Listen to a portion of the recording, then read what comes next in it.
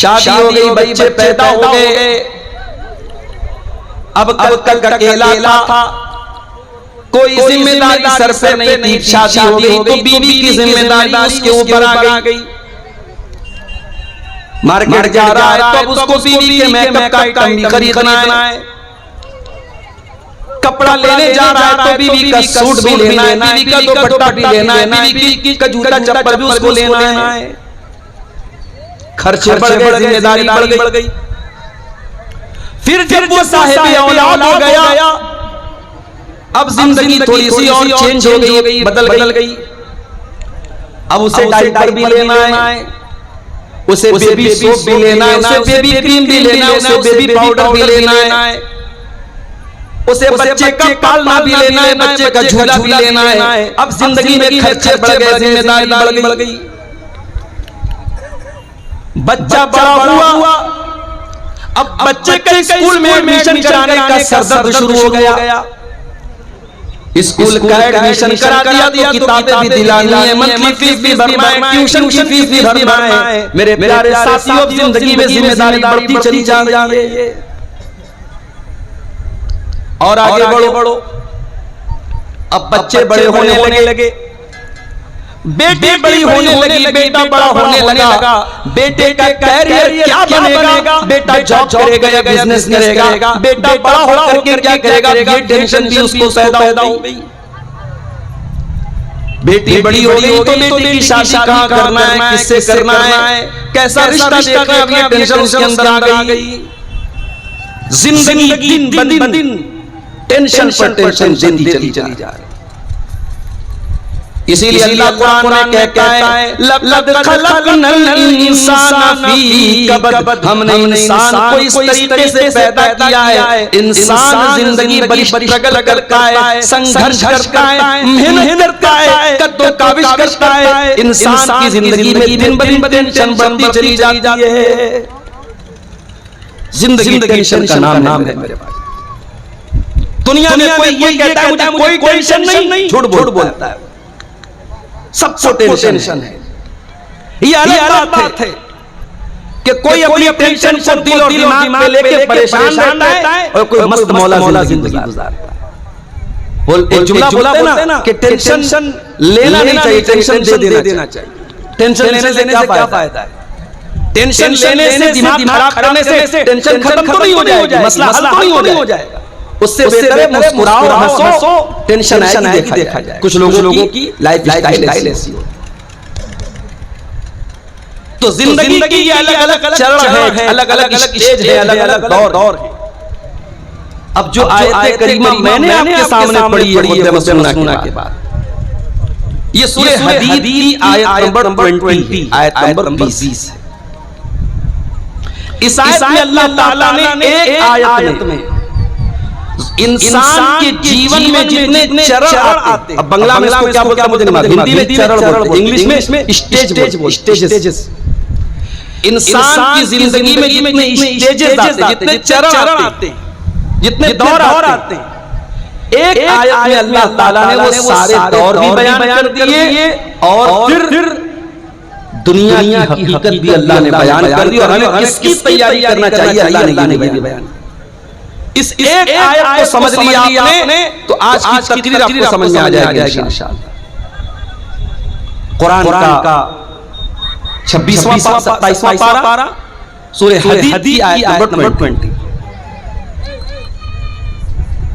इल्मु अन्नमल हयातुद दुनिया लइबुन व लहवुन व ज़ीनतुन व तफाखुरुन बैनकुम।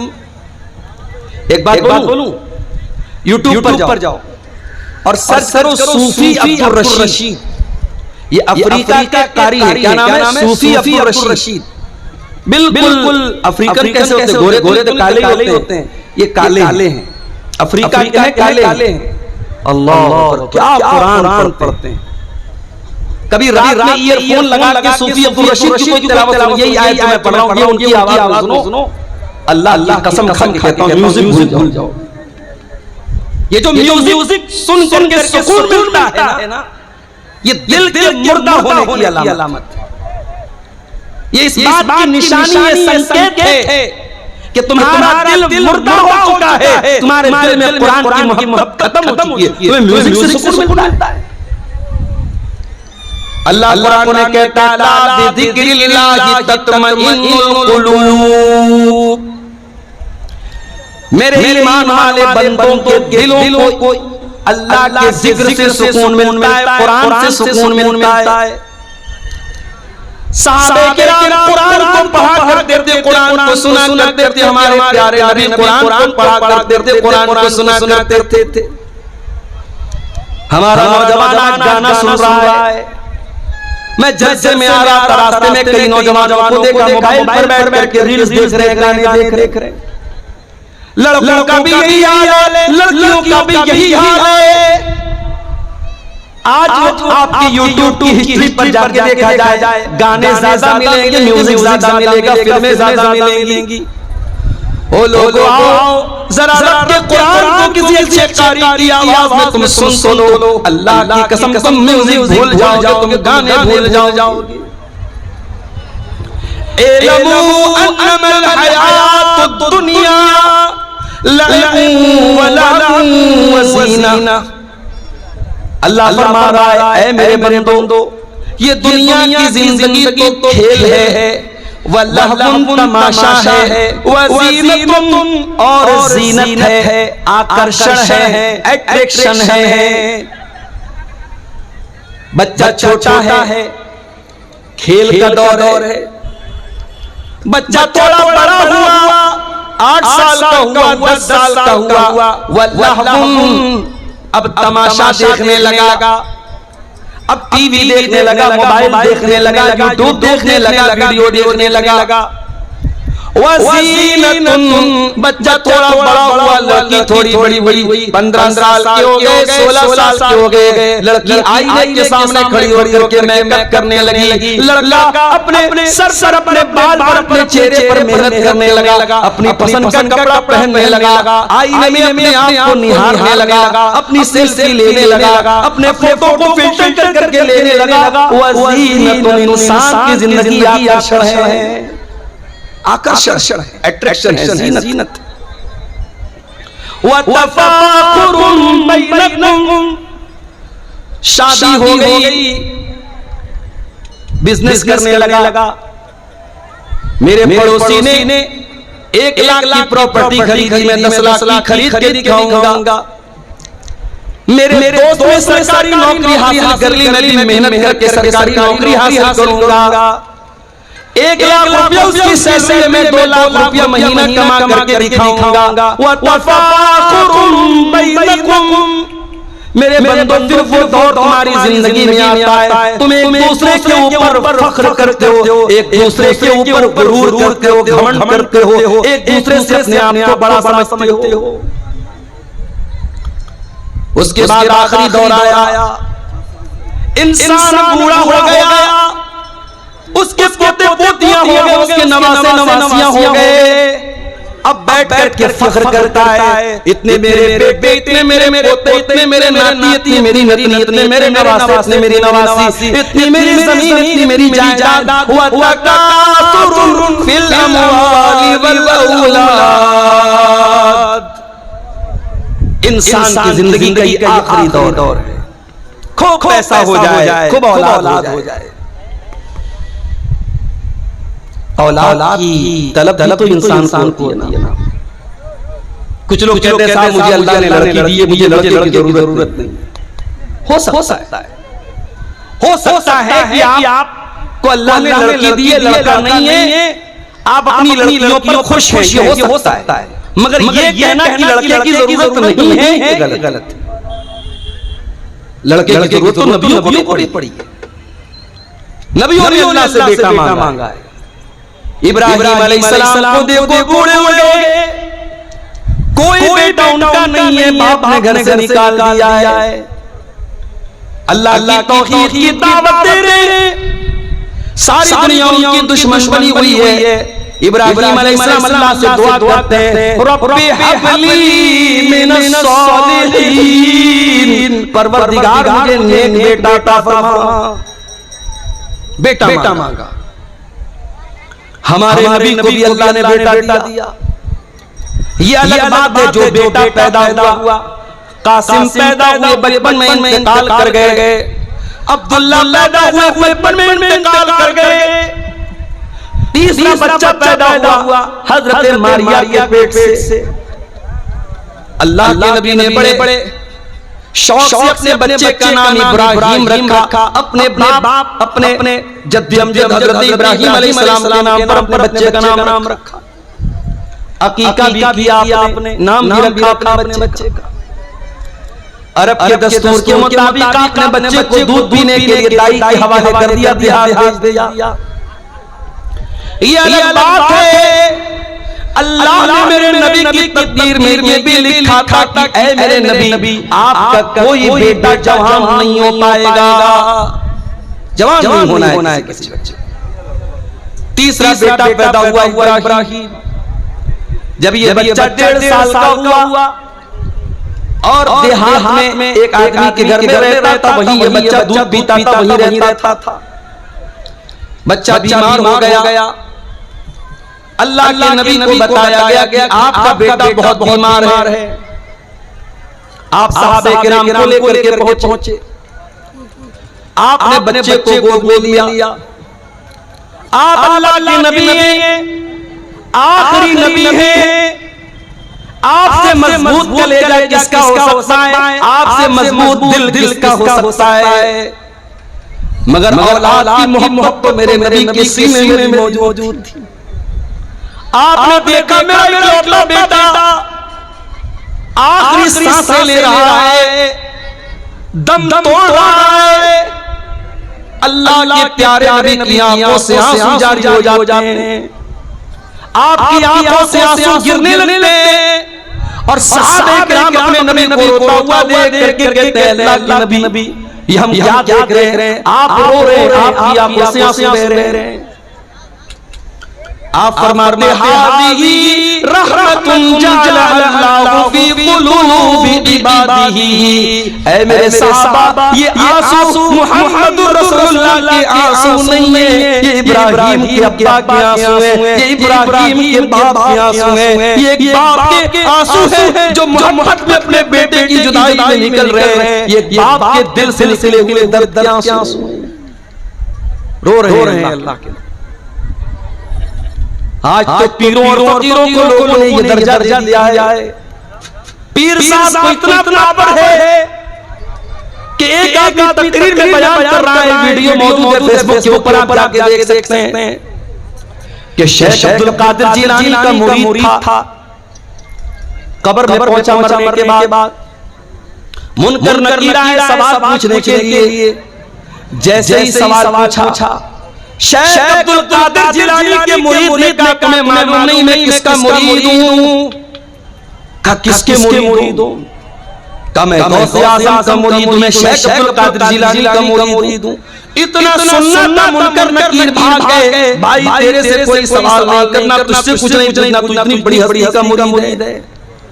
ये किससे गढ़ने वाले, ये कहानियां गढ़ने वाले, ये करामतें गढ़ने वाले ये क्यों भूल जाते हैं कि अल्लाह के नबी से बड़ा कोई इंसान दुनिया में नहीं गुजरा, आपसे बड़े मर्तबे वाला कोई नहीं गुजरा। और आपका ये हाल है, आपका अपना बच्चा है, आपके हाथों में दम तोड़ रहा है और आप कुछ नहीं कर पा रहे हैं।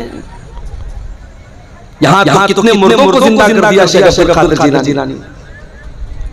या मेरे नबी अपने बच्चे को मरता हुआ देख करके रो रहे हैं और कुछ नहीं कर पा रहे। बेटा मर जाता है, मुहम्मदुर रसूलुल्लाह की आंख से आंसू निकलते और आप क्या कहते हैं? ओ लोगो, ओ मेरी प्यारी माँ बहनों, जब तुम्हारे किसी बच्चे का अल्लाह ना करे कभी अगर इंतकाल हो जाए, तुम्हारा कोई अजीज अगर मर जाए, कोई रिश्तेदार अगर मर जाए, कोई करीबी अगर मर जाए और तुम्हें रोने का दिल चाहे, तुम्हारी आंखों से आंसू निकले, तुम्हें अपनी ज़बान पे कोई लफ्ज़ निकालने का दिल चाहे, तो जरा अपने नबी का ये नमूना भी देख लेना। क्या फरमाया? इन्नल ऐन तदमा वल क़ल्ब यहज़ुन वला नक़ूलु इल्ला मा यरज़ा रब्बुना। ऐ मेरे बच्चे इब्राहिम, तेरे जाने से तेरे बाप का दिल गमगीन है, तेरे बाप की आंखों से आंसू बह रहे हैं, तेरा बाप रो रहा है। ऐ इब्राहिम, लेकिन तेरा बाप अपनी ज़बान से कोई ऐसी बात नहीं निकालेगा जिससे अल्लाह नाराज हो जाए। तो बेटे की खाई सबको होती है मेरे भाई, नबियों को भी। अल्लाह कह रहा है कि जिंदगी की अलग अलग दौर हैं। एक खेल का दौर था, एक तमाशे का दौर था, एक एक्शन का दौर था, एक खूब पैसा कमाने का दौर था, एक दूसरे पर फख्र करने का दौर था, और फिर एक आखिरी दौर आया कि ढेर सारे बच्चे हो गए, बड़ा खानदान हो गया, बड़ी प्रॉपर्टी बना ली, बड़ी जमीन बना ली। अब जरा गौर से सुनना सिमरिया वालों, अब अल्लाह ताला दुनिया की एक मिसाल बयान कर रहा है। कमसल कैसिन आजल कुफारा नबातुहु, मेरे बंदो दुनिया की मिसाल अल्लाह बयान कर रहा है जैसे बारिश होती है। जब बारिश होती है तो सबसे ज्यादा कौन खुश होता है? किसान खुश होता है। किसान खुश होता है। बारिश ना हो किसान खुदकुशी कर लेता है, और बारिश सही समय से हो जाए किसान खुश हो जाता है। बारिश हो रही है, अब खेती लहलहाने लगी, हरी भरी हो गई। अल्लाह फरमाता है मेरे बंदों में दुनिया की मिसाल दे रहा हूं। बारिश हुई, खेती हरी भरी हो गई। तुम यही जो तुमने धान का खेत लगाया, तुमने मकई का खेत लगाया, तुमने गेहूं का खेत लगाया, एक टाइम ऐसा आया ये हरी भरी जो खेती थी ये पीली हो गई, पक गई, तैयार हो गई। गेहूं तैयार हो गया, धान तैयार हो गया, मकई तैयार हो गई। तुम यही फतराहु मुस्फर्रा, कल जो पौधे हरे हरे पीले हो गए, आज पक करके तैयार हो गए। सुम्मा यकूनु हुतामा, पीछे कौन लोग बात कर रहे हैं? एकदम उनको हटाओ यहाँ से पहले। इतनी तमीज नहीं स्टेज के पास माइक पे बात कर रहे हैं। सुम्मा यकूनु हुतामा, फिर ये खेती जब पक करके तैयार हो गई, उसको काट दिया गया। कोई खेती अपने खेत में कट करके उसको छोड़ा नहीं जाता, काट दिया जाता जब तैयार हो जाती। अभी मेरे पास जयनगर कोई जगह है, जयनगर या जयनगर कटिहार में, वहां के लोग मेरे पास आए, नवंबर में टाइम मांग रहे थे। मैंने कहा दिसंबर में, बोले नहीं मौलवी साहब अभी मकई कटी है, अब दिसंबर में जब आप मांग रहे हैं, टाइम दे रहे हैं, तो उस टाइम पे हमारी दोबारा लग जाए कि हम नहीं दे सकते। खेती का समय होता है, मैं किसान नहीं, मैं खेती नहीं करता हूं, लेकिन खेती करने वालों के साथ रहते हुए इतना जान गया कि खेती करने का एक टाइम है, खेती काटने का एक टाइम। खेती तैयार तो फिर उसको कोई रोकता नहीं, खेती को काट दिया जाता है। अल्लाह फरमाता है फिर खेती को काट लिया जाता है। ऐ मेरे बंदों, तुम्हारी दुनिया की जिंदगी भी ऐसी ही है। तुम्हारी जवानी जब होती है तुम हरे भरे होते हो, फिर बुढ़ापा आता है, 40 साल के हो गए, 50 साल के हो गए, अब तुम पक चुके हो, पीले पड़ चुके हो। कभी देखा आपने बॉलीवुड की बड़ी बड़ी हीरोइनें जो एक करोड़ कितने करोड़ रुपए लेती हैं फिल्मों के, जब इनकी जवानी ढल जाती है, इनके बाल सफेद हो जाते हैं, फिर उनको कोई नहीं पूछता है। उम्र खत्म हो गई, अट्रैक्शन खत्म, सौंदर्य खत्म, ब्यूटी खत्म। इंसान जब बूढ़ा होने लगता है उसके जिस्म की फिटनेस खत्म होने लगती है। कोई लाखों में हजारों में कोई एक होता है जो बहुत ज्यादा कसरत करता हो, बहुत ज्यादा जिम जाता हो, बहुत ज्यादा अपनी ग़िज़ा पे ध्यान देता हो, तो वो भी 50 साल तक 55 साल तक अपने आप को मेंटेन रखे। फिर उसके बाद तो उसको भी बुढ़ापा आना है ना भाई। बुढ़ापे की कोई दवा नहीं, बुढ़ापे का कोई इलाज नहीं। अल्लाह फरमाता है मेरे बंदों तुम कल तक हरे भरे थे, आज बुढ़ापा आ गया, पक गए।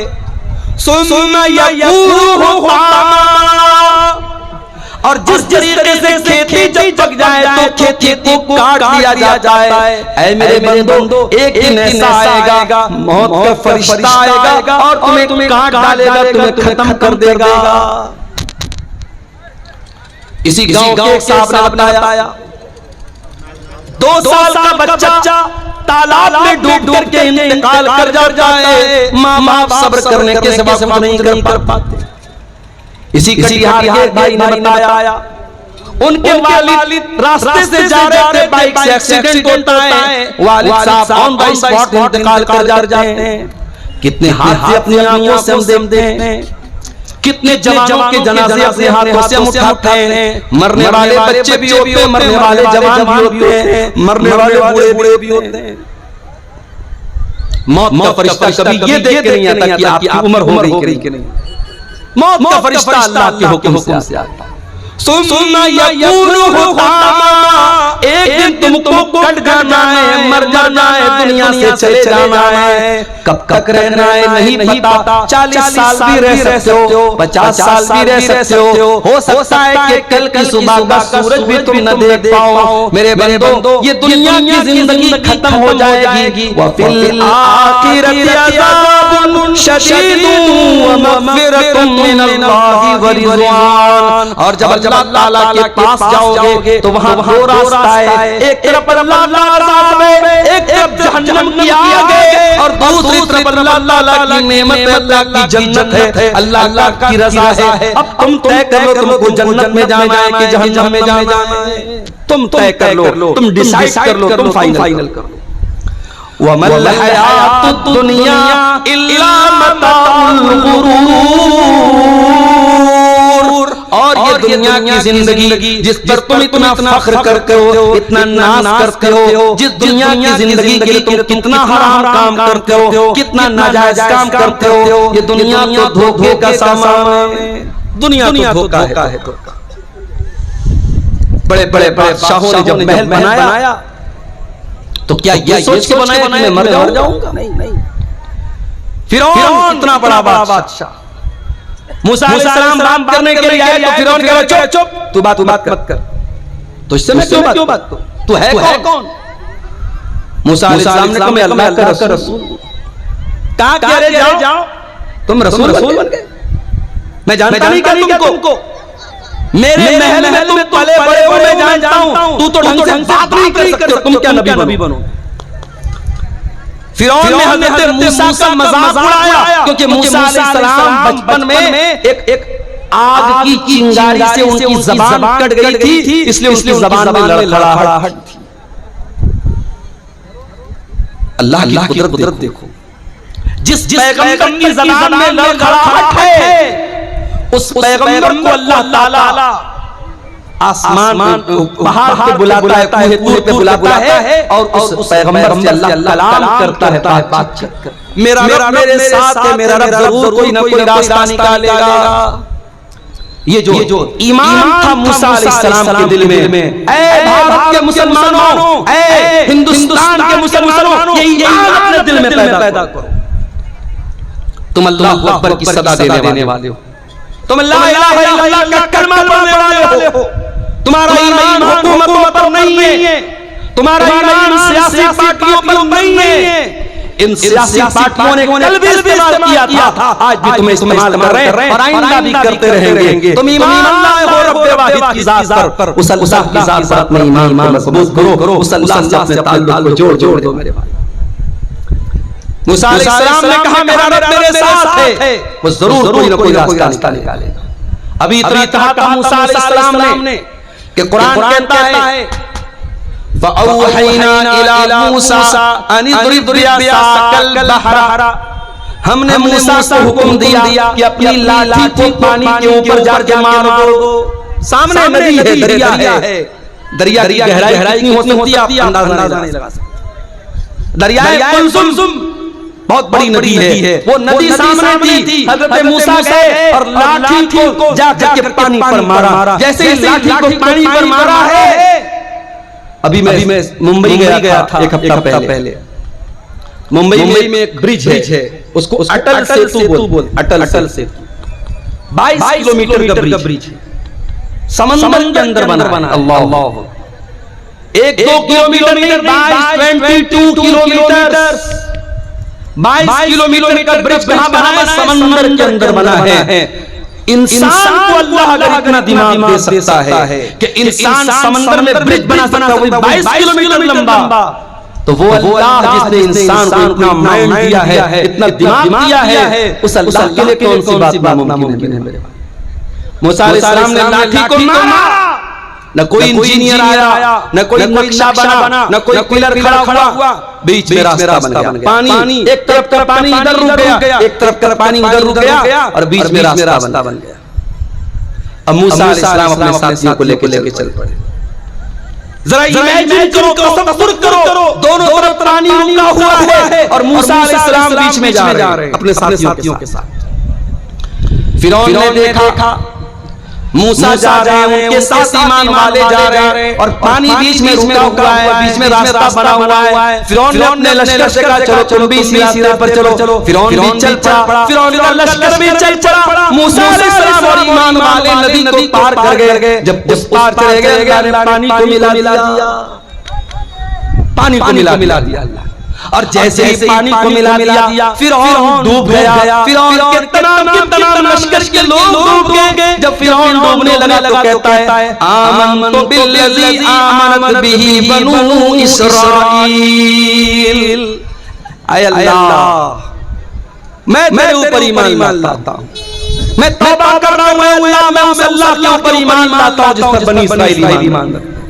अल्लाह ने फरमाया आना वक़द असैता मिन क़ब्लु, ऐ फिरौन सारी जिंदगी तू गुनाह करता रहा, सारी जिंदगी ईमान वालों को सताता रहा, सारी जिंदगी मूसा अलैहिस्सलाम को सताता रहा। आज जब मौत को सामने देखा तो ईमान ला रहा है। ऐ फिरौन, आज तेरा ईमान एक्सेप्ट नहीं किया जाएगा। पता ये चला कि मौत सामने देखने के बाद तौबा एक्सेप्ट नहीं हो, इसलिए मौत के आने से पहले तौबा करो। जितना दान करना है, जितना नेकी का काम करना है, मौत देखने के पहले कर लो, मौत देखने के बाद तौबा करोगे, तौबा कबूल नहीं। कभी मरने वाले को देखा है, मरने वाले की आंखें उठ जाती है, वो जब मौत के फरिश्ते को देखता है ना कांप जाता है, उसकी आंखें पथरा जाती है। मौत जब सामने आ हमारे हम जब किसी को मरते हुए देखते ना तो उसकी बोली बंद हो जाती है, उसकी बातचीत बंद हो जाती है। यानी उसने मौत देख लिया, अब तौबा करेगा तो तौबा का कोई मतलब नहीं। तो मौत देखने के पहले तौबा करो। फिरौन भी मौत को देख करके तौबा, अल्लाह ने तेरी तौबा कबूल नहीं होगी। इतने बड़े महल फिरौन ने बनाए थे, कितने बड़े बागात थे, कितने बड़े महल थे, नदियां थी, नहरें थी, तालाब थे, स्विमिंग पूल थे। अल्लाह फरमाता है कम तरकू मिन जन्नातिन व उयून व ज़ुरूरिन व मक़ामिन करीम व नअमतिन कानू फीहा फाकिहीन कज़ालिका व औरतनाहा कौमन आखरीन। फिरौन के पास कितने बड़े बागात के महल थे, कितने ऐशो आराम से रहा करता था। आज उसके महल कोई और रह रहा है, उसके बाग का फल कोई और खा रहा है, उसकी नहर पानी कोई और पी रहा है। फमा बकत अलैहिम समाउ वल अर्दु वमा कानू मुनज़रीन। आज फिरौन मर गया, न आसमान रो रहा है, न जमीन रो रही है, कोई रोने वाला भी नहीं, कोई आंसू बहाने वाला भी नहीं है। ऐसी मौत हुई, कोई आंसू बहाने वाला भी। तो ऐसी मौत मत मरो मेरे भाई, मरना तो सबको है। ये जमीन, ये जायदाद, ये प्रॉपर्टी सब यहीं रह जाएगी। इस दुनिया की कोई हकीकत नहीं है। वमल हयातुद दुनिया इल्ला मताउल गुरूर। ये दुनिया धोखे का सामान है, बहुत धोखेबाज है दुनिया। इंसान गुनाह करता है, उसे लज्जत मिलती है, उसे मजा आता है। मोबाइल पर गंदा वीडियो देखा, मजा आया। किसी लड़की को छेड़ दिया, मजा आया। शराब के दो चार पैग लगा लिए, मजा आया। जिना कर लिया, मजा आया। मगर 10 मिनट के बाद, 1 घंटे के बाद, 1 दिन के बाद गुनाह का ये खुमार उतरेगा, तब एहसास होगा मैंने क्या कर दिया, मैंने क्या कर दिया, मैंने किसको नाराज कर दिया, मैंने ये क्या कर दिया। एहसास होगा मेरे भाई। अगर दिल में ईमान है, गुनाह के बाद देखने एक बार एहसास, गुनाह के अंदर लज्जत है, गुनाह के अंदर मजा है, मगर गुनाह इंसान को बर्बाद कर देता है। इस दुनिया के चक्कर में पड़ के तुम गुनाह कर रहे हो, दुनिया की औरतों के चक्कर में पड़ के जवानी बर्बाद कर रहे हो। अरे चक्कर में पड़ना है तो जरा जन्नत की औरतों के चक्कर में पड़ो। अगर तैयारी करना है तो जन्नत की नेमतों के लिए करो। दुनिया की औरतों के साथ, दुनिया की लड़की। अभी मैं पटना गया था, सफर था मेरा हमारे दोस्त के साथ में। पटना की मार्केट में मैंने देखा एक नकाबपोश लड़की, बुर्का वाली लड़की, गैर मुस्लिम लड़के के साथ टहल रही है। हमारे साथी थे बनारस के। मैंने कहा देखो भाई ये क्या हो रहा है? बोले मौलाना कोई है की बात नहीं है। मैंने कहा क्यों? ये टाइम पास है। लड़की को भी पता है कि मैं टाइम पास कर रही हूँ, लड़के को भी पता है मैं टाइम पास कर रहा हूँ। दोनों सीरियस नहीं है, घूम रहे हैं। ऐसा भी होता है कि लड़की एक लड़के के साथ सुबह घूम रही है, दोपहर में दूसरे लड़के के साथ घूम रही है, शाम तीसरे लड़के के साथ घूम रही है। ये चल रहा है, टाइम पास है। ये औरतें हैं दुनिया की, ये लड़कियां हैं दुनिया की। और जन्नत की औरतें कैसी होंगी? लम यतमिसहुन्ना इंसुन क़ब्लहुम वला जान। जन्नत की औरतें इतनी पाक दामन होंगी, इतनी पाक साफ होंगी, उनको किसी इंसान ने कभी टच न किया होगा, कभी छुआ नहीं होगा। न इंसान ने, न जिन्नात ने कभी टच नहीं किया। दुनिया की औरतें, उनके साथ बहुत सारी गंदगी भी लगी हुई है। जाहिर है इंसान की बॉडी है, इंसान पेशाब भी करता है, खाना भी करता है, नाक से गंदगी भी निकलती है, बलगम भी निकलता है। औरतों के साथ दुनिया की और भी मसले मसाइल हैं, लेकिन जन्नत की औरतों के साथ कोई मसला मसाइल नहीं होगा। वलहुम फीहा अज़वाजुन मुत्तहरतुन। दुनिया की औरतों के साथ तो बहुत सारे मसाइल और गंदगियां हैं, लेकिन जन्नत की औरतें बिल्कुल पाक और साफ होंगी। अब्दुल्लाह इब्न अब्बास इस आयत की तफसीर में कहते हैं ला यहिज़ना, जन्नत की औरतों को पीरियड नहीं आएगा। वला युहदिसना, उनको पेशाब और पाखाना की हाजत होगी। वला यतनखमना, उनको थूक और बलगम की गंदगी नहीं होगी। पाक और साफ हो। दुनिया में जो औरत दुपट्टा ओढ़ती है, ओढ़ती है, पर्दा करती है, समझ जाओ कि वो जन्नती औरत है। इसलिए जन्नत की औरत के सर पर भी दुपट्टा होगा। अल्लाह के नबी फरमाते हैं, बुखारी और मुस्लिम की रिवायत है, लविल तलात दुनिया, अगर जन्नत की औरत दुनिया में एक मर्तबा झांक दे, एक नजर डाल दे, मलमा बैनहुमा रिहा, उसकी खुशबू से ज़मीन आसमान भर जाएंगे। इतनी बेहतरीन खुशबू जन्नत की औरत एक नजर झांक दे दुनिया में, उसके परफ्यूम से, फ्रेग्रेंस से, उसकी खुशबू से, उसके सेंट से दुनिया भर जाएगी। वला नसीफुहा अला रासिहा खैरुम मिन दुनिया व मा फीहा। और जन्नत की औरत के सर पर जो दुपट्टा होगा, अल्लाहु अकबर। अल्लाह ने जन्नत की औरत के सूट का जिक्र नहीं किया, उसके गाउन का जिक्र नहीं किया, उसके फ्रॉक का जिक्र नहीं किया। अल्लाह के नबी कह रहे जन्नत की औरत के सर पर जो दुपट्टा होगा, वो दुपट्टा भी दुनिया और दुनिया की तमाम दौलत से बेहतर। आज मैं मंगल बाजार में कुछ मार्केटिंग करने गया, तो हम लोग बनारस के लोग हैं ना, बनारस में कपड़ा बनता है, तो हम लोग कपड़े को हाथ लगा के समझ जाते हैं कपड़ा की क्वालिटी क्या है। जो बनारस के अंसारी लोग हैं, जो जुला लेते हैं, तो वो कपड़े का कारोबार करते हैं, उनको मालूम है कि कपड़े की क्वालिटी क्या होती है। एक मर्तबा नबी के पास रेशम का कपड़ा आया। रेशम का कपड़ा उस जमाने में बड़ा कीमती माना जाता था, आज भी बहुत कीमती माना जाता है। बनारस में आप जाएंगे साड़ी की मार्केट में 500 रुपए की साड़ी भी है, 50,000 रुपए की भी साड़ी। 50,000 की साड़ी में क्या स्पेशल है? उसमें प्योर रेशम, प्योर सिल्क है, और उसमें ओरिजिनल सोने की जरी है, तो उसकी कीमत 50,000 रुपया भी है। बड़ी बड़ी बॉलीवुड की जो हीरोइन होती है, उनका जो लहंगा होता है, जो साड़ी होती है, बनारस से तैयार होकर जाती। तो अल्लाह के रसूल सल्लल्लाहु अलैहि वसल्लम के पास रेशम का कोई कपड़ा आया। अब सहाबे किराम अरब के रहने वाले थे, रेशम वहां नहीं बनता था, रेशम का कपड़ा नहीं मिलता था। मोटे मोटे कपड़े मक्के में पहने जाते थे, टाट वगैरह टाइप के कपड़े, चूच वगैरह के कपड़े पहने जाते थे। तो जब ये रेशम का कपड़ा आया, तो सहाबा उसको छू करके कहने लगी कितना सॉफ्ट है, कितना मुलायम है, कितना नरम है। सहाबे किराम को बड़ी हैरत होने लगी।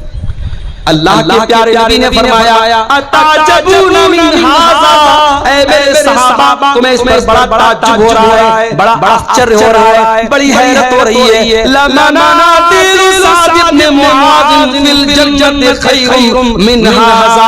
ऐ मेरे सहाबा, जन्नत में हज़रत साद बिन मुआज़ को जो हैंड करचट मिलेगा, जो रुमाल मिलेगा, जो दस्ती मिलेगी, जो मिंदिल मिलेगा, ऐ मेरे सहाबा ये दुनिया के रेशम का कपड़ा फेल है उस जन्नत के रुमाल के सामने। इतना सॉफ्ट होगा हज़रत साद बिन मुआज़ का रुमाल। जब जन्नत का रुमाल इतना सॉफ्ट होगा तो जन्नत का कपड़ा कितना प्यारा होगा। अल्लाह ने जब जन्नत के कपड़े का जिक्र किया तो फरमाया सियाबन खुज़रम मिन सुंदुस व इस्तबरक। जन्नतियों के बदन पर रेशम का कपड़ा होगा और रेशम भी दो टाइप का होगा, एक रेशम सुंदुस होगा और एक रेशम इस्तबरक होगा। सुंदुस बोलते हैं जो बारीक रेशम होता है और इस्तबरक जो थोड़ा मोटा रेशम होता है। मेरी एक बच्ची का नाम सुंदुस, एक बच्ची का नाम इस्तबरक है। ये कुरान की आयत की मैंने रखा है। सुंदुस के माने में रेशम होता है, इस्तबरक के माने में रेशम होता है। तो जन्नतियों का कपड़ा इतना आलीशान होता है। तुम दुनिया के कपड़े पर मर रही हो मेरी बहनों, तुम अपनी अलमारी पे कपड़े निहार रही हो, अपने वार्डरोब में कपड़े निहार रही हो और अपने मेकअप आइटम को देख रही हो, अपनी ज्वेलरी बॉक्स को देख रही हो। आओ जरा जन्नत की ज्वेलरी तैयार करो, जरा जन्नत के कपड़े तैयार करो, जरा जन्नत के लिए अपने आप को तैयार। दुनिया की जिंदगी की क्या हकीकत है मेरे भाई। आगाह अपनी मौत से कोई बशर नहीं, आगाह अपनी मौत से कोई बशर नहीं, सामान 100 बरस का है पल की खबर नहीं। कितनी औरतों को मैंने देखा बड़े कपड़े इकट्ठा करती थी, बड़ी ज्वेलरी इकट्ठा करती थी, मर गई। आज उनके कपड़े उनकी बेटियां लेके जा रही हैं, उनकी बहुएं लेके जा रही हैं, उनकी पड़ोस की औरतें लेके जा रही हैं, उनके रिश्तेदार की औरतें लेके जा रही हैं। आप नहीं जानते कपड़ा आपका है कल कौन पहनेगा, मकान आपका है कल कौन रहेगा, नेमतें आपकी हैं, दौलत आपकी है, कल कौन फायदा उठाएगा। आगाह अपनी मौत से कोई बशर नहीं, सामान 100 बरस का है पल की खबर नहीं। एक बहुत बड़े बादशाह गुजरे, उनका नाम था हारून रशीद। हारून रशीद एक मुसलमान बादशाह थे, खलीफा थे। उनके दौर में बहुत अल्लाह के नेक बंदे थे, उनका नाम था इब्न सम्मा। हारून रशीद एक मर्तबा इब्न सम्मा से मिलने के लिए गए। ऐ इब्न सम्मा, आप बहुत बड़े आलिम दीन हैं, मैं आपके पास आया हूं, आपसे मसला मसाइल नहीं पूछना है, मैं आपसे बस ये पूछना चाहता हूं कि कुछ नसीहत कर दीजिए, कोई पैगाम मुझे दे दीजिए, कोई मैसेज दे दीजिए, कोई संदेश दे दीजिए, कोई नसीहत दे दीजिए। इब्न सम्मा ने कहा या अमीरुल मोमिनीन, सपोज कर लीजिए, तसव्वुर कर लीजिए कि आप एक सहरा में जा रहे हैं, रेगिस्तान में जा रहे हैं, खाना खत्म हो गया, पानी खत्म हो गया, आपको बड़ी जोर की प्यास लग गई और दूर दूर तक पानी नहीं मिल रहा है। आप जैसे जैसे आगे बढ़ रहे हैं, आपका गला सूख करके क्या हो रहा है और प्यास से आपका बुरा हाल हो रहा है। इतने में एक आदमी आता है और उसके पास एक प्याला पानी है। उसने कहा, ऐ खलीफा, मैं आपको एक प्याला पानी देने को तैयार हूं, शर्त ये है कि आप अपनी आधी बादशाहत मुझे दे दें। तो ऐ बादशाह सलामत, ऐ अमीरुल मोमिनीन, क्या आप अपनी बादशाहत को बचाएंगे या उसको बादशाहत करके पानी ले लेंगे? हारून रशीद ने थोड़ी देर सोचा, कहा कि ऐ इब्न सम्मा, मैं बादशाहत दे दूंगा, पानी ले लूंगा, क्योंकि जान बचाना जरूरी है, मेरी जान जा रही है प्यास के मारे, मैं आधी बादशाहत दे दूंगा और पानी ले लूंगा। इब्न सम्मा ने कहा बादशाह सलामत, अब सपोज कर लो वो पानी आपने पी लिया, अब वो पानी आपकी बॉडी में जाके अटक गया, अब आपको जोर की पेशाब लग गई, लेकिन पेशाब के रास्ते से पेशाब नहीं निकल पा रहा है, आप बेहाल हो गए, आप अपनी जिंदगी खतरे में नजर आने लगी, आप पेशाब के रुक जाने से आप परेशान हैं। इतने में एक दूसरा आदमी आता है और वो कहता है, ऐ अमीरुल मोमिनीन, आपको मैं ऐसी दवा दे दूंगा कि आपका पेशाब निकल आएगा, आप रिलैक्स फील करेंगे, आपका दर्द खत्म हो जाएगा। शर्त ये कि आप अपनी बाकी आधी बात मुझे दे दें। तो ऐ ऐ बादशाह सलामत क्या आप अपनी जान बचाएंगे या उसको अपनी बादशाह दे देंगे? हारून रशीद ने कहा कि मैं आधी बादशाह दे दूंगा और उससे वो दवा ले लूंगा ताकि मेरा पेशाब हो जाए, मेरी तकलीफ दूर हो जाए, मेरी जान जाए। इब्ने सम्माम ने कहा बस ऐ हारून रशीद फंजुर या अमीरुल मोमिनीन इला मुल्किका हाज़ा तवील वल हदीस। ऐ बादशाह सलामत इतनी लंबी जोड़ी आपकी बादशाह ला तुसावी शरबतन व बौलतन, इतनी बड़ी बादशाह की क्या हैसियत है कि पेशाब के चंद कतरे और पानी के चंद कतरों की वैल्यू आपकी सारी हुकूमत के बराबर है। ऐ बादशाह सलामत कभी हुकूमत पर नाज न करना, कभी गुरूर न करना। अगर वक्त पड़ गया तो पानी के चंद कतरों के बराबर की बादशाह है और पेशाब के चंद कतरों के बराबर की बादशाह है। मेरे भाइयों, ये है दुनिया की हकीकत। दुनिया के पीछे मत मरो मेरे भाइयों। हर जुमा के दिन आप सुनते हैं इमाम साहब सूरह आला की तिलावत करते हैं, बल तुसिरूनल हयात दुनिया वल आखिरतु खैरुन व अबका। मेरे बंदो, तुम दुनिया की जिंदगी को तरजीह देते हो, तुम दुनिया की जिंदगी को ऊपर रखते हो, जबकि आखिरत की जिंदगी ज्यादा बेहतर और ज्यादा बाकी रहने वाली है। तुम्हें तो आखिरत की तैयारी करना चाहिए।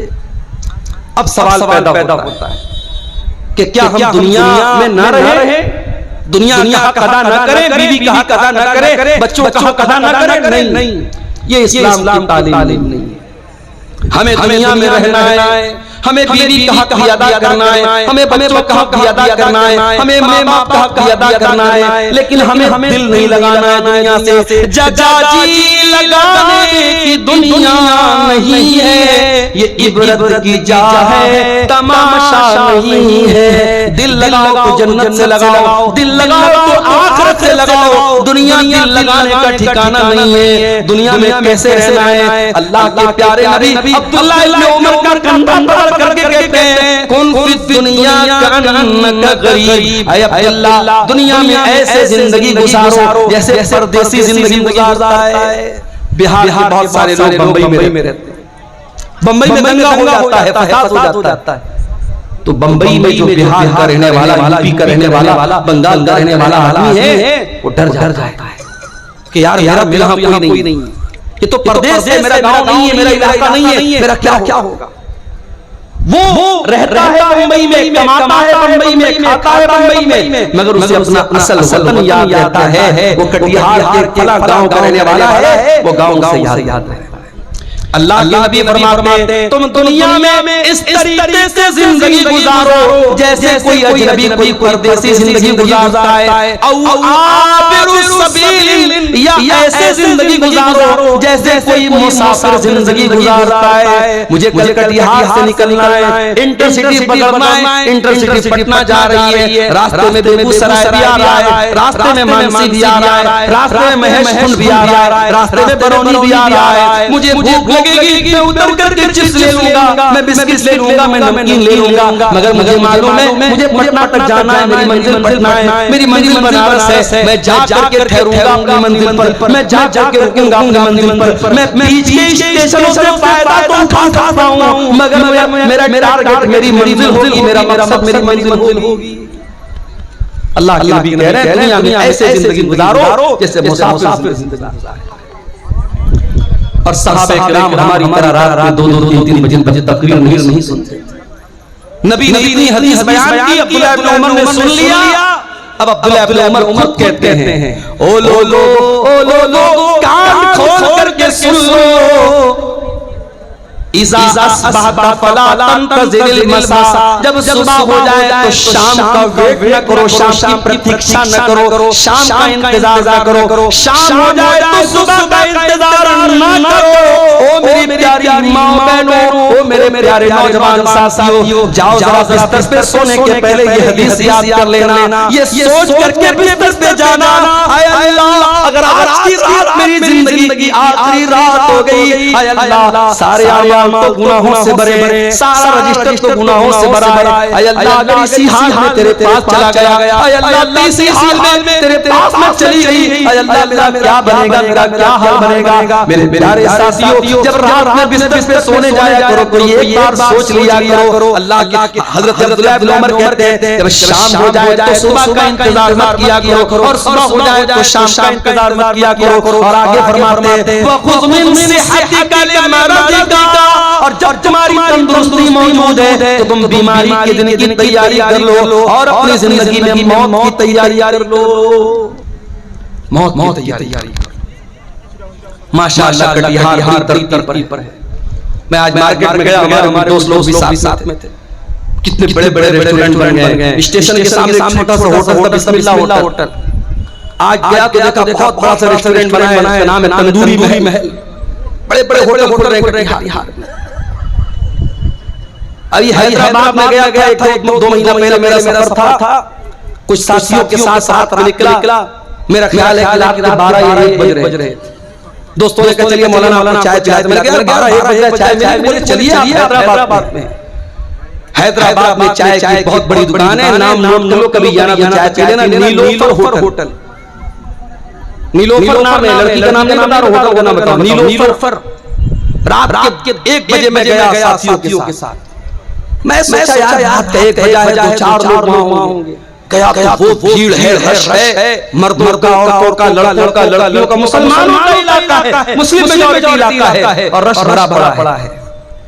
तो अब हैदराबाद शहर है भाई, खाने पीने का शहर है।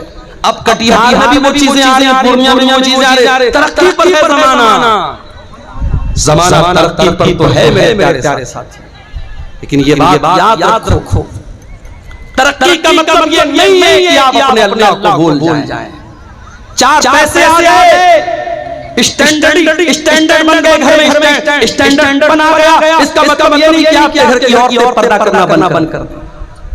स्टैंडर्ड बन गए, कुरान पढ़ना बंद कर दो, ऐसा नहीं है मेरे भाई। कब्र के अंदर यही कुरान आपके काम आए। मैं नहीं मना करता तुम अपने बच्चों को मेडिकल की तालीम दो, मैं मना नहीं करता। अपनी बच्चियों को तुम आला तालीम दो, मैं मना नहीं करता।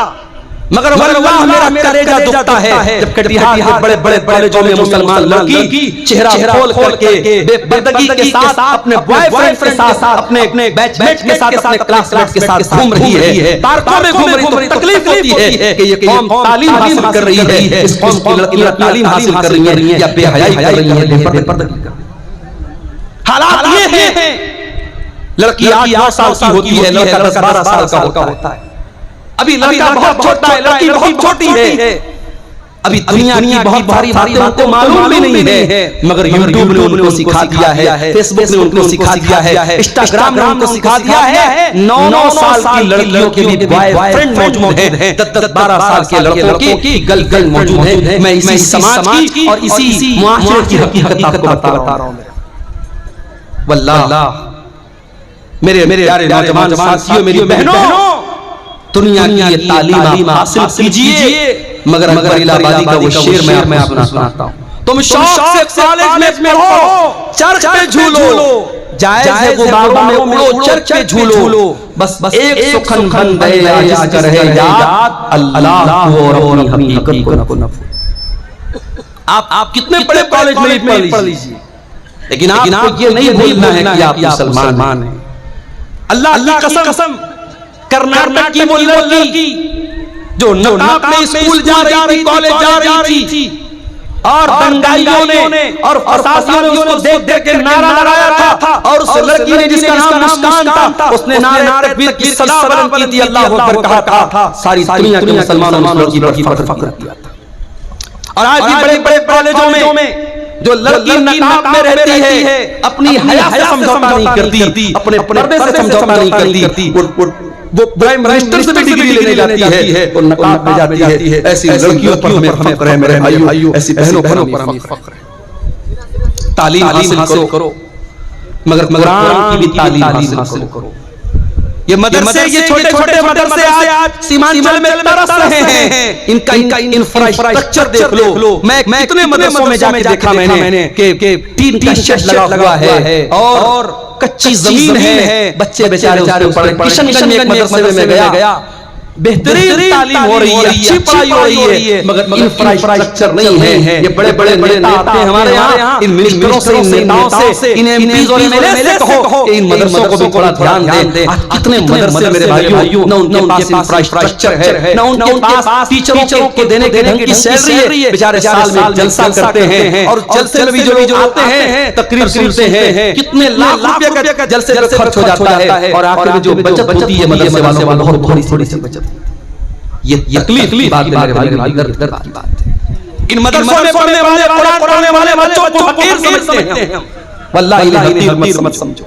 तुम डॉक्टर बन जाओ, तुम इंजीनियर बन जाओ, तुम आईएएस ऑफिसर बन जाओ, मुबारक हो तुम्हें। ये कुरान पढ़ने वाले, ये दुबले दुबले बच्चे, ये पतली दाल पीने वाले बच्चे, ये बगैर छिला हुआ आलू खाने वाले बच्चे, ये जागीर का खाना अपनी इज्जत और खुददारी को कुचल कर घरों से ले जाके टिफिन लेकर खाना लाने वाले ये बच्चे, इन्हें हकीर मत समझो मेरे भाइयों। अल्लाह के नबी फरमाते हैं, खैरुकुम मन तअल्लमल कुरान व अल्लमहु, तुम में सबसे बेहतरीन इंसान वो है जो कुरान को सीखता है और कुरान को सिखाता है।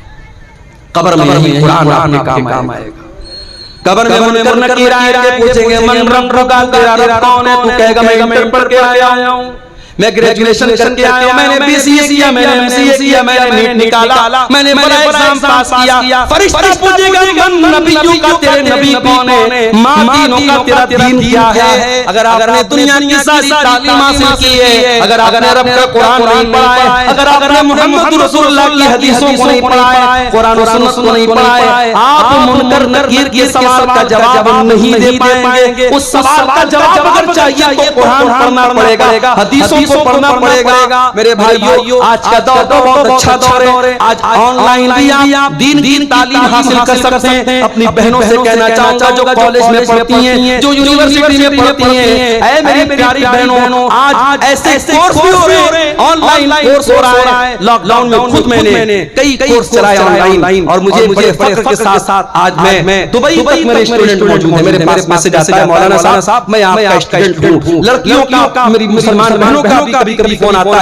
है, बड़ी खुशी होती है कि जब वो कहती हैं कि मैंने आपसे ऑनलाइन कोर्स तालीम हासिल की थी। आज मदरसे की चार दीवारी के अंदर बैठ कर दीन तालीम अगर देना पॉसिबल है तो ऑनलाइन भी आप तालीम हासिल कर सकते हैं और तालीम ले सकते हैं। मेरे प्यारे साथियों, दुनिया का जितना इल्म हासिल करना है कर लो, मगर कब्र में जो काम आने वाला इल्म है वो आखिरत का इल्म है, वो कुरान और सुन्नत का इल्म है। और अल्लाह ताला कुरान में कहता है, या यअलमून ज़ाहिरम मिनल हयातिद दुनिया। मेरे बहुत सारे बंदे ऐसे हैं जिनके पास दुनिया की तो बहुत नॉलेज है, लेकिन आखिरत के मामले में गाफिल हैं। कहीं ऐसा न हो मेरे भाइयों, दुनिया की डिग्रियां तो हमारे पास हो, दुनिया का इल्म तो हमारे पास हो, मगर आखिरत के मामले में हम जीरो हो, आखिरत की हमें कोई नॉलेज न हो। इमाम हसन बसरी कहते हैं कि कुछ लोग इतने माहिर होते हैं, इतने काबिल होते हैं कि अपने उंगली के नाखून पर रख के बता देते हैं कि दीनार का वजन कितना है। इतने माहिर होते हैं, अपने दुनिया के मामले में इतने काबिल होते हैं, लेकिन दो रकात नमाज पढ़ने का तरीका कौन?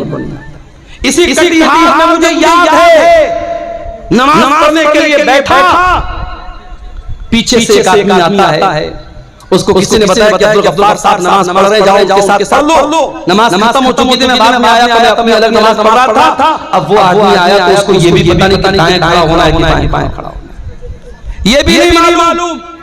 कितने इलाकों में जाता हूं, मैं मुसाफिर हूं, ज़ोहर की नमाज का टाइम है, मस्जिद के इमाम साहब ने कहा मौलाना साहब आप नमाज पढ़ा दीजिए। मैं कहता हूं भाई मैं मुसाफिर हूं, रहने नहीं मौलाना आप यहाँ पढ़ा दीजिए। मैं ऐलान कर देता हूं कि मैं मुसाफिर हूं, मैं 2 रकात पढ़ूंगा, आप पूरी कर लीजिएगा। उसके बावजूद बहुत सारे लोग सलाम फिर देते हैं और फिर ताकने लगते हैं, और फिर उनको समझ आता है बाकी लोग 2 रकात पढ़, वो भी जल्दी पढ़ने लगते हैं। मालूम नहीं है मेरे भाई, जबकि हर घर से में जा रहे हैं, हर तकरीर सुन रहे हैं, इतनी तकरीरें सीमांचल में हो रही हैं, मगर दीन की जो तालीम है मेरे भाइयों, जो कुरान का दर्स है, जो नमाज का तरीका है, जो अकीदे की मोटी बातें हैं, वो आज मैं गांव जाता हूं तो मैं देखता हूं वो चीजें नहीं मालूम।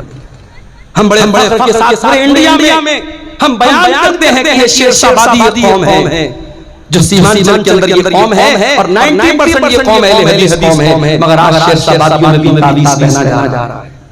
आज शेरशाहबादियों में भी बाज़ बस्तियों में कब्र परस्ती शुरू हो गई है, तावीज और गंडा शुरू हो गया है, हराम किस्म की झाड़ फूक शुरू हो चुकी है। क्यों? क्योंकि अकीदा मजबूत नहीं है, तौहीद मजबूत नहीं है, दीन का इल्म नहीं है। मेरे प्यारे साथियों, दीन का इल्म हासिल करो। दीन का इल्म ही आपको कयामत के दिन भी काम आएगा और कब्र में भी काम आएगा। मैं मना नहीं करता, आप दुनिया की तरक्की हासिल कीजिए, दुनिया को कामयाब बनाइए, मगर कुरान हमें जो दुआ सिखाता है, रब्बना आतिना फिद दुनिया हसना व फिल आखिरति हसनतन व क़िना अज़ाबन नार। ऐ अल्लाह, तू दुनिया की भी भलाई हमको अता फरमा दे और आखिरत की भलाई भी हमको अता फरमा दे और जहन्नम की आग से हमको बचा ले। दुनिया में आप तरक्की करें, इस्लाम को कोई एतराज नहीं है, मगर दुनिया की 50 साल की जिंदगी में आप तरक्की कर ले, पैसा कमा ले, नाम कमा ले। इससे इंपॉर्टेंट बात ये है, इससे अहम बात ये है कि जो परमानेंट लाइफ है, जो फॉरएवर है, जो हमेशा रहने वाली जिंदगी है, मेरे भाइयों, उस जिंदगी के लिए आपने क्या तैयारी की है, उस पर आप मेहनत कीजिए। अल्लाह के नबी सल्लल्लाहु अलैहि वसल्लम दुआ किया करते थे, बड़ी प्यारी दुआ है, मैं आपको बता रहा हूं। अगर आपको याद करना है, दुआ की पतली सी किताब आती है, नाम कर लीजिए, हिस्नुल मुस्लिम। ये किताब आपको कहीं भी मिल जाएगी। अगर मोबाइल आपके पास मौजूद है, उसके प्ले स्टोर में जाकर आप टाइप कीजिए हिस्नुल मुस्लिम, तो ये किताब वहां पर भी आपको मिल जाएगी। अल्लाह के नबी बड़ी प्यारी दुआ करते थे, अल्लाहुम्मा अस्लिह ली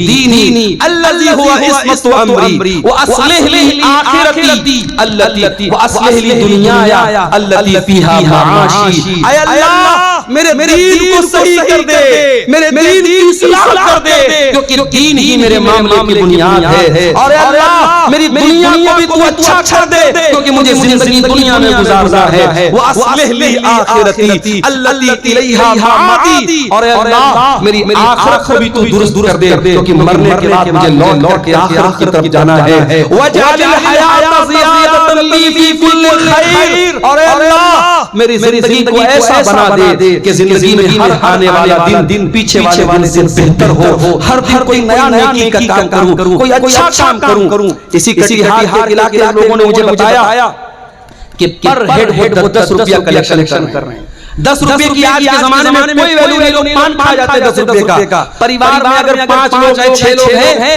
10 रुपया वो सबसे कलेक्शन कर रहे हैं गांव से। और इस तरीके से 1 साल लोगों ने कलेक्शन किया है। गांव का नाम मुझे याद नहीं है, उस गांव के लोगों ने मुझे बताया, शाम से मुलाकात हुई थी कि हर महीने 40,000 50,000 रुपया कलेक्शन कर रहे हैं और 1.5 साल में उन्होंने 16-17 लाख रुपया इकट्ठा कर लिया है। एक बड़ा फंड हो गया है। मस्जिद का कोई मसला आ जाए, कब्रिस्तान का कोई मसला आ जाए, 10 रुपया कोई भारी भी नहीं पड़ने वाला, हर हफ्ता वो वसूल रहे हैं। और पूरी ट्रांसपेरेंसी के साथ, पूरी पारदर्शिता के साथ बाकायदा ग्रुप बनाया है, व्हाट्सएप पर बाकायदा मैसेज में हर हफ्ता बता देते हैं इतना कलेक्शन हुआ, अमाउंट आया है। मेरे प्यारे साथियों, ये मदरसे जो आपके गांव में अब चल रहे हैं, ये साल में जलसा करके छोटे बच्चों को ऑटो पर बिठा के जो भीख मांगते हैं, उससे तो बेहतर है इस तरीके की कोई हम शक्ल निकालें कि 10 रुपया भी अगर हम परिवार के हर मेंबर से ले और एक बड़ी रकम इकट्ठा हो जाए, हम अच्छी सैलरी दे और अच्छे उलमा और अच्छे टीचरों को हम रखें, हमारी कौम के बच्चे कुरान और हदीस पढ़े। ये मुझे बड़ा अच्छा लगा, ये करने का काम लगा जो आपके सीमांचल में ये काम किया जा सकता है। मुझे तकलीफ होती है मेरे भाइयों, आज अपने खाने पर पहनने पर। मुझे इसी शेरशाबादी समाज के लोगों ने बताया कि आज शेरशाबादियों में ऐसे भी गांव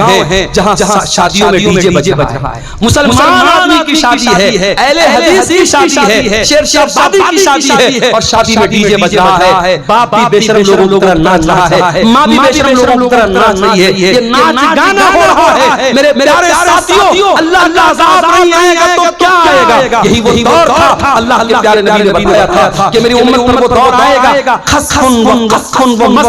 मेरी उम्मत के लोगों को जमीन में धंसा दिया जाएगा, मेरी उम्मत के लोगों पर आसमान से पत्थर बरसेंगे और मेरी उम्मत के लोगों को सूअर और बंदर बना दिया जाएगा। ऐसा दौर आएगा। सहाबा ने कहा, अल्लाह के नबी ऐसा दौर आएगा? आपने फरमाया, इज़ा ज़हरतिल क़ीना वल मआज़िफ, जब नाचने गाने मालियां मुसलमानों के घरों में आ जाएंगी, व शुरबतिल खुमूर, और मुसलमान शराब पीने लगेगा। अरे शराब तो बहुत हल्की चीज हो गई। आज आपके कटिहार और किशनगंज की रिपोर्ट मेरे पास मौजूद है। आज गांजा पी रहा है मुसलमान का बच्चा, आज चरस का नशा कर रहा है मुसलमान का बच्चा, आज हीरोइन का नशा कर रहा है मुसलमान का बच्चा। आज ये नशे हमारी कौम को डुबो रहे हैं, हमारी कौम के नौजवान नौजवानों को बर्बाद कर रहे हैं। मेरे प्यारे साथियों, अल्लाह अल्लाह अज़ाब आ रहा है, वजह यही है मेरे अजीजों, तकरीर कर लेना, करा लेना, जलसे कर लेना, करा लेना, ये कमाल नहीं है। कमाल ये है कि हम अपने आप को जांचें और परखें कि हमारा समाज कल कहां का और आज कहां है। अगर रात भर तकरीर सुनने के बाद भी फजर की नमाज में हमारे पास नमाजी नहीं है, अगर शराब के अड्डे पर कोई कमी नहीं आ रही है, अगर औरतों की बेपर्दगी में कोई कमी नहीं आ रही है, अगर दिल में अल्लाह का डर पैदा नहीं हो रहा है, तो माफ कीजिए, हम फेल हो रहे हैं, हमारी सारी मेहनत बेकार हो रही है। हमें इस पर गौर करने की